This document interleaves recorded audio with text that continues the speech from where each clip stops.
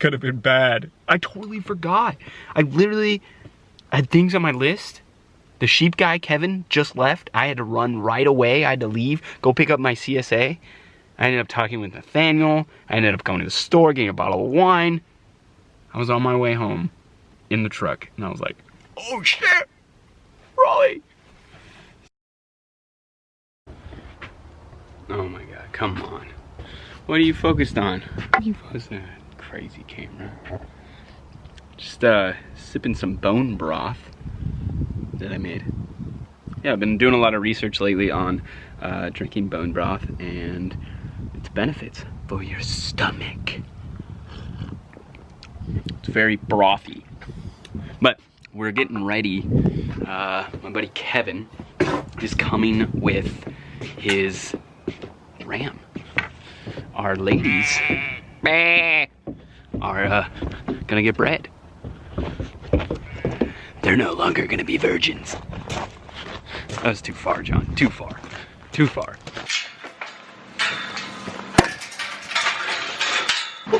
How you doing? Yo! Where's your fence opening? Right here. So that we could back it in. We could also just work them over. Can I ask you real quick, what are we doing today? Dropping off a ram. Yeah! A ram lamb. Sweet, I'm excited.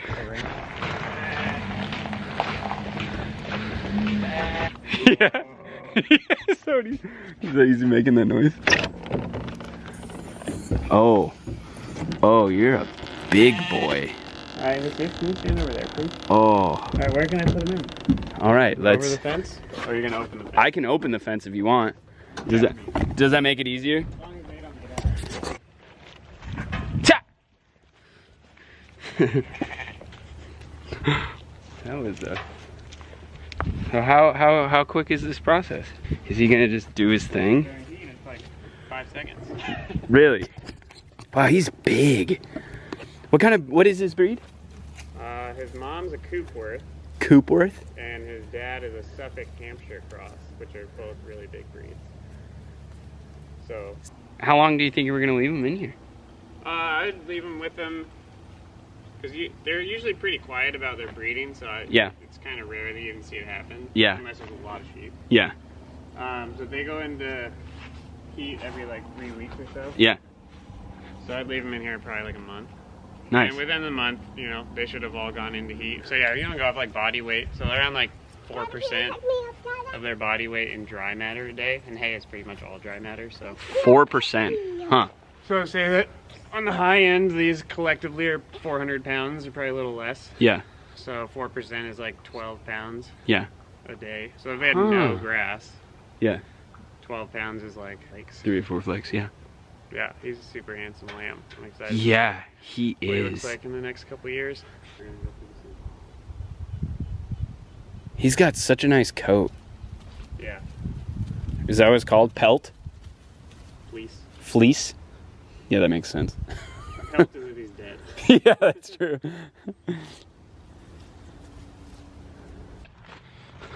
Well, that was super exciting.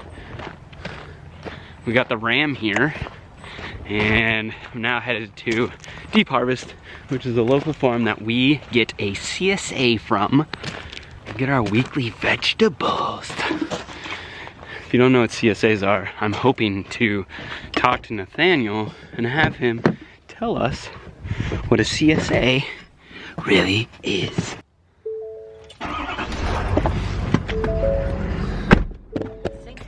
Just yeah, so here just getting, is this the last week? Yeah. This is the last week? Yeah. Over at Deep Harvest. My brother and I volunteered here all summer. That was really fun. Yeah. Yeah, it was great. Getting a CSA, and wanted to ask you what CSAs are. CSA stands for Community Supported Agriculture. It's essentially a model in which as a member or a consumer, a customer, you adopt some of the risk by investing in the farm at the beginning of the season, and then you essentially reap the rewards throughout the season that the farm produces, or if there's any losses due to some unforeseen events, weather or pests or disease, and the harvest isn't as big, then you won't get as big of a return. So You kind of buy a little ownership and a little bit of stake in the farm business and allow the farmer to get a little income up front in the spring when a lot of the costs are coming in with seed and fertilizer and things like that. And so it's kind of a model to help just with the basic cash flow of agriculture. Squash, parsnips, cabbage, garlic, salad mix, beets, radicchio, and kale. And as opposed to going to the grocery store and getting pretty much anything you want shipped in from around the world, this is all stuff that's only in season right now. So you're not going to get any tomatoes or cucumbers in November. And you might not be familiar with a lot of the stuff that's grown seasonally in your local area, so you get introduced to a lot of new foods. Like a lot of folks have no idea what to do with parsnips and chicories, and so kohlrabi, fennel, yeah, weird ass vegetables. There was a bunch of customers that ended up showing up in the middle of the filming, and yeah, I'm just still awkward with the camera that I don't want all these random people, so we turned it off. But we got a bunch of veggies. I'm excited. We've been doing this, we did it last year as well. And until we are producing our own vegetables, we are supporting the CSA model. Tonight, we are most definitely gonna be cooking up some of these vegetables. And a lot of times I end up preserving some of them, just because we get a lot of them, to be honest. They give us a big box. And yeah, so I end up preserving some, and we end up cooking a lot throughout the week.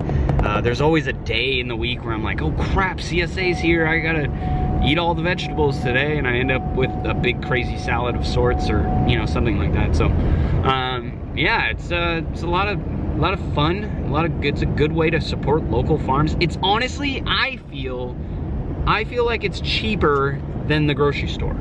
I might be wrong, but I feel like it's cheaper. Literally for like a whole season, you pay like 450 bucks or so, 500 bucks, and you go for like 22 weeks in a row or something, and you get a massive box. I did the math, it ends up that each product is like 3 bucks or something, 250, which, you know, for an organic raised, amazing, high quality crop, I mean, you can't really beat that. And you get to know your farmers, and you get to support local, and I just got home from picking up the CSA. I went to the grocery store as well, and I realized that Raleigh has been napping this whole time I was gone. I forgot my kid at home. I've never done this before, but scared you a little bit. Our friend that's living here with us, she lives downstairs. She was home, and my brother's here. So, you know, and Raleigh is actually, for a 4-year-old, extremely well behaved. Like, if she had woken up and nobody was here, she would probably make herself some food and then put on a movie or read a book, or she would, right now, actually, she would probably chase the kittens. Right now, she loves, we just got these kittens, and she loves chasing the cats and cuddling them. She's really, really good at catching them and then cuddling them. But I forgot my kid at home. Say what? Kevin was just talking smack. I've never forgotten my child. I forgot her. But thank gosh. Thank gosh. What's crazier? Thank gosh Amanda's here. Oh yeah. That you remembered the puppy. I told Amanda. I told Amanda, I said, hey Amanda, can you go let Bobby out? Because she's in her kennel.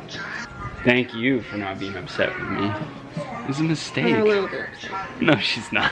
She didn't even know. I told her myself. I was the one that told her. We have a ram now.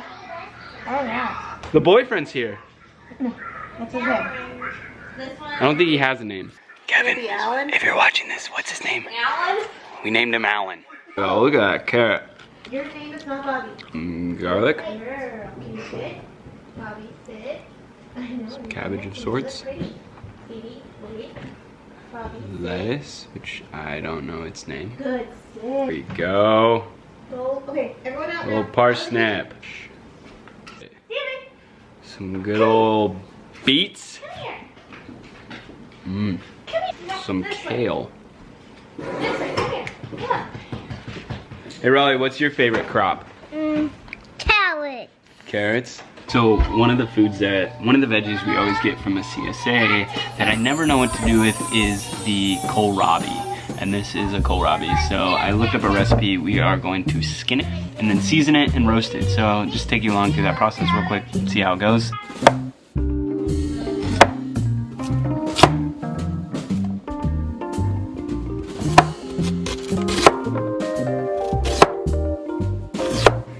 I have a seasoning that I really like from the goose. It's called a Harvest Blend, and it's just a blend of all sorts of different ingredients. I eventually would love to make my own seasonings.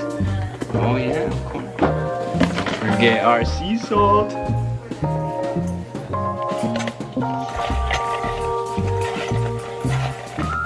Put them in the oven at 450 for about 20 minutes, and then flip them, rotate them halfway through baking, and yeah, should end up with these nice roasted kohlrabi chunks. We're gonna finish this vlog off with Raleigh's dinner. Some pickled carrots, some kohlrabi, and a goulash of sorts.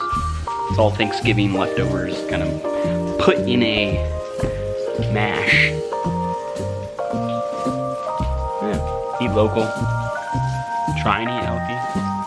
It's a hard path, but it's rewarding. It's rewarding. I just got my teeth did a while back. Feels good.